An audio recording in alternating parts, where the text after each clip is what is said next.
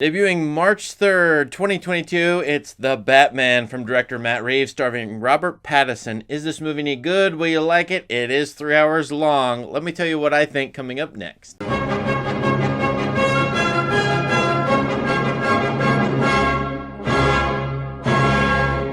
Alright, so I've measured out my life in Batmans. I've seen them all, and when I was 10 years old, I saw the first one in 1989, Tim Burton's. Of course, there was an Adam West one before that, but I know them all, and here's a new one that is a detective noir, very dark, even very bleak, and it's trying to be quite different, I think, from the other Batmans. Most of you have seen the trailer or maybe read summaries. You know that Robert Pattinson plays Batman, Bruce Wayne. The movie starts 2 years into his career as Batman in Gotham City.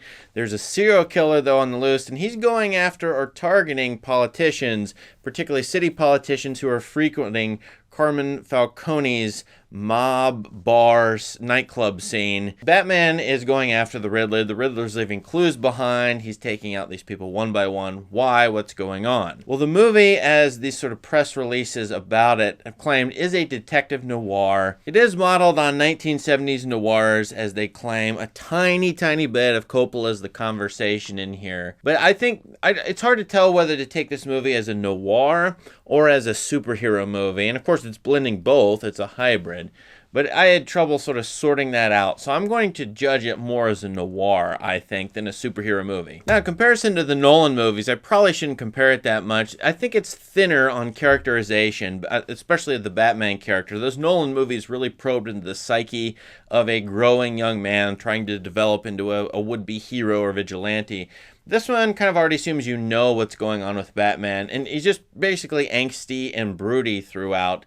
We don't know too much about his background. He doesn't have much relationship with Alfred, and he's definitely haunted by his past more. You will get more family history in this movie than you have in pretty much any other Batman movie. Because the Riddler's involved and he's taking out people one by one, to me this is more of a serial killer procedural plus noir, and that reminded me a tiny bit as well of David Fincher. In fact, David Fincher could have directed this movie in a way, maybe taking out the Batman and putting an ordinary detective in here.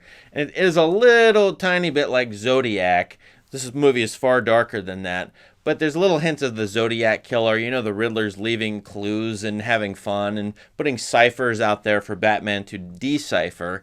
And that's a little bit like the Zodiac killer or other sort of classic serial killers. I have some observations to make. One is that the movie is 3 hours long. It's challenging anybody's bladder who can't hold it for 3 hours. It doesn't have an intermission. You know, movies used to have intermissions when they were that long, even when they were shorter than this. So 3 hours long, should it be this long? I did feel like a 2 hour to 2 hour 15-minute cut might have been better.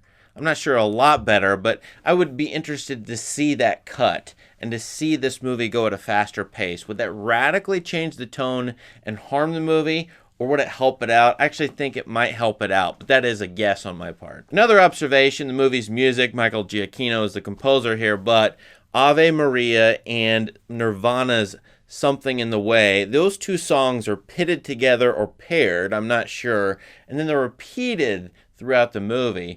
The movie at the beginning takes Nirvana's song. You know, Matt Reeves is a director, and he was 25 years old or so when Nirvana's album came out, Nevermind, on which this 2-chord song, Something in the Way, appears. Well, that 2 chords is picked up by Giacchino's score and played over and over and over repeatedly. You'll note that, and I think strangely, it may be a little too grating or irritating for some people who notice it. I wasn't sure what to do with it, but I think Batman is associated with the Nirvana song and the Riddler with the Ave Maria song. I'm not sure why, and yet those two songs are sort of paired together. So someone should come along and analyze those two, but clearly this is a big idea in the movie as far as its art goes for these two songs to be put together. Now let me give my judgment, and I know the YouTube hordes are going to descend on me because they believe that a good opinion of this movie is tied to their self-worth. Let me just tell you, a movie opinion is just an opinion. It's just a movie after all. If I diss your movie, I think you can handle it, or you ought to be able to handle it like a mature adult. I find this movie to be overly bleak for the time.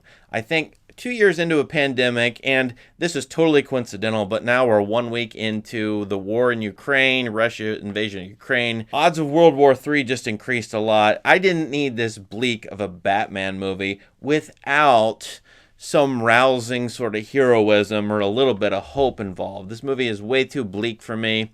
Yeah, obviously it's dark because it's noir, but the hope in this movie and the place where it goes, I didn't like so much for that reason. So that may be entirely coincidental and not this movie's fault, but the mood here is pretty dark. As well, the movie, as I said, is too long. I think there are some problems with the script. There's a little too much voiceover here, some cliched lines, and I think a few standard scenes. I'm not trying to spoil the movie, but there's a couple standard scenes, including, when a killer pauses and waits to try to kill someone, and then the killer is beat up or hurt or something like that, and the person who is being threatened is saved. That's in this movie a couple times. There's a moment where in jail, a hero and a killer are facing off and talking. We've seen that in Hannibal Lecter movie. We've seen that in a lot of movies. And I think those kinds of scenes where this movie harkened back to hundreds of other movies is indicative of what this movie is. It's very dark, but not distinctive. And I didn't feel like this movie really separated itself from the average, or maybe one-upped its predecessors, which a movie like this really kind of needs to do, or at least meet them in some way in terms of their overall artistic quality. I'm saying that in terms of earlier Batman movies and detective noirs. And yeah, to put my cards on the table, I do like the Nolan Batmans a lot, and I do like 70s detective noirs a lot, at least the best of them. So I think those movies, The Long Goodbye, The Friends of Eddie Coyle, The Conversation, are better, and they should be watched and studied. This movie, not so much, or at least I'd drop it down the list of detective noir movies. So all in all, I can only give this Batman 2 stars. I probably should go lower, but just to make sure that I'm not being too harsh, I'll give it 2 stars, which is slightly below average. I don't really want to watch this movie again, but I'm open to arguments that this is actually a pretty good Batman for whatever reason. So go ahead in the comments. Please be kind and understand this is just my opinion.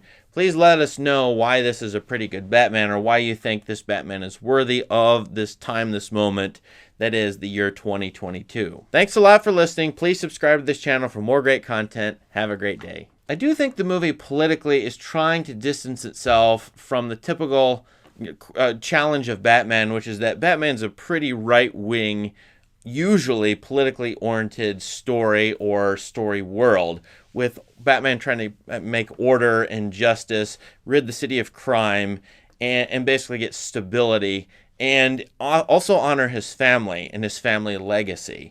All these things usually come into the Batman story. I feel like this movie is trying to distance itself from those kinds of things. I wouldn't say this is a left-wing Batman movie, but it's creeping more in that direction than pretty much any other Batman.